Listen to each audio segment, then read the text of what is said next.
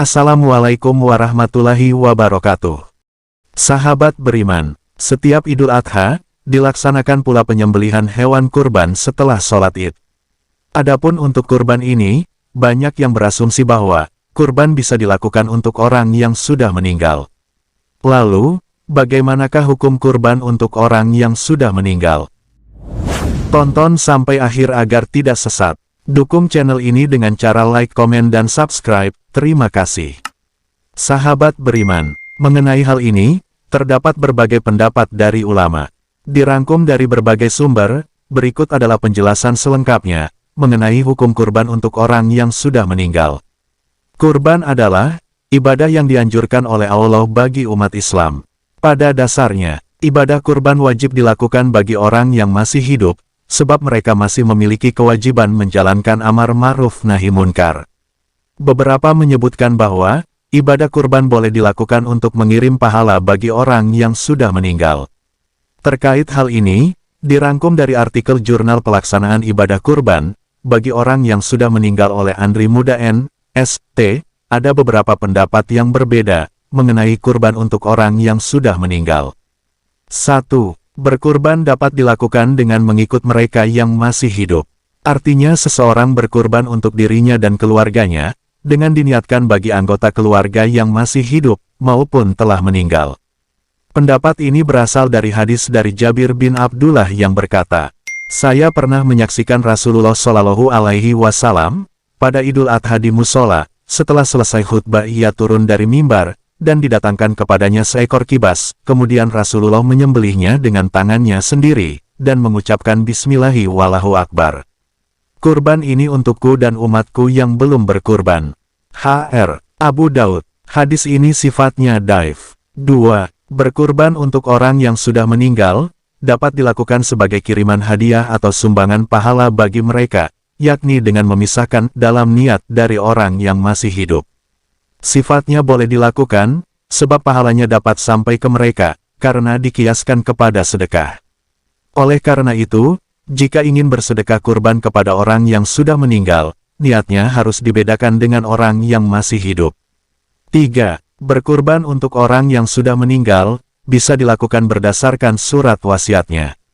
Di dalam kitab Minhajut Talibin Imam Nawawi menuliskan, tidak boleh berkurban atas nama orang lain, tanpa seizinnya, dan tidak boleh berkurban atas nama orang yang telah meninggal dunia, jika tidak diwasiatkan dengannya.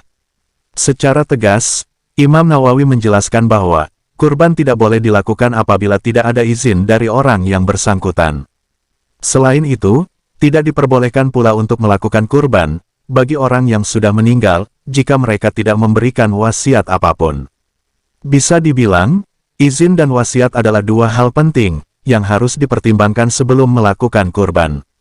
Pendapat ini juga didukung oleh beberapa ulama lainnya, yakni Syamsu al-Din Muhammad bin Abi Abbas dalam kitab Nihayatul Muhtaj ila Syarah al-Minhaj. Dan tidak boleh dan tidak berlaku kurban atas nama mayit jika tidak diwasiatkan dengannya.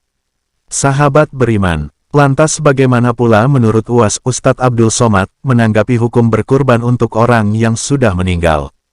Hukum berkurban untuk orang yang telah meninggal, atau untuk orang tua yang sudah meninggal saat Idul Adha, ini penjelasan UAS. Dilansir dari tribunnews.bogor.com, Kamis tanggal 21 Juni tahun 2022, Ustadz Abdul Somad atau UAS memberi penjelasan. Ia mengatakan bahwa, hukum berkurban untuk orang tua yang sudah meninggal dijelaskan di dalam 4 mazhab, yakni mazhab Hanafi, mazhab Maliki, mazhab Syafi'i, dan mazhab Hambali. Menurut mazhab Hanafi, berkurban untuk orang yang telah meninggal atau orang tua yang sudah meninggal boleh dilakukan, namun dagingnya tak boleh dimakan. Adapun daging dari hewan yang dikurbankan, ada baiknya langsung dibagikan untuk fakir miskin. Kemudian menurut mazhab Maliki, berkurban untuk orang yang meninggal atau untuk orang tua yang sudah meninggal dibolehkan jika ada wasiat.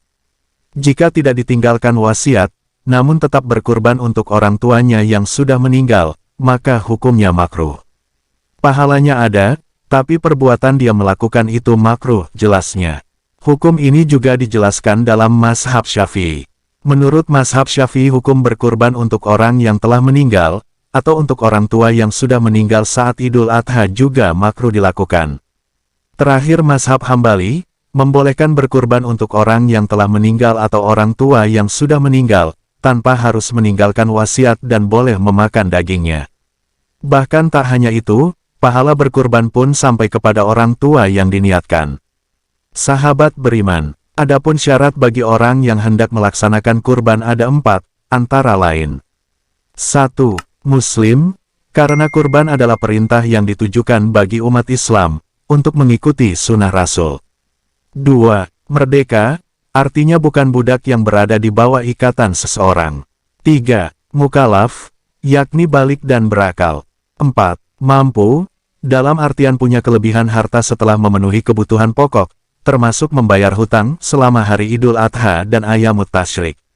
Adapun syarat hewan kurban, tidak hanya bagi orang yang berkurban, syarat khusus juga ditetapkan bagi hewan yang akan dikurbankan. Berikut penjelasannya, hewan kurban harus merupakan binatang ternak, seperti unta, sapi, domba, dan kambing. Imam Syafi'i menyebutkan bahwa, kurban unta dan sapi diperuntukkan bagi 7 orang, sementara kambing untuk 1 orang. Hewan kurban harus mencapai usia yang telah ditetapkan oleh syara, yaitu jaza'ah dari kambing, domba, biri-biri.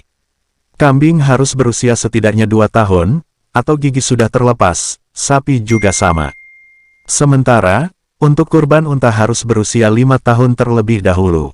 Hewan yang dikurbankan tidak cacat, artinya mereka tidak picek, buta sebelah, sakit kurap kudis yang mempengaruhi daging dan kesehatannya, luka, atau pincang.